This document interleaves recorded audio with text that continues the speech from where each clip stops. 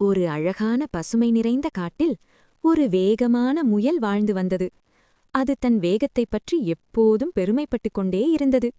அதே காட்டில் ஒரு மெதுவான ஆனால் அமைதியான ஆமையும் இருந்தது.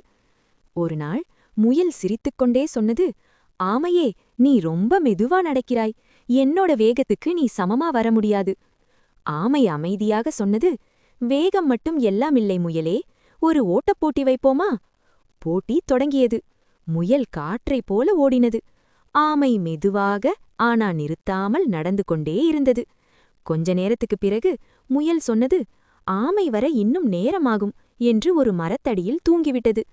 ஆமை என்ன செய்தது தெரியுமா? அது நிற்கவே இல்லை.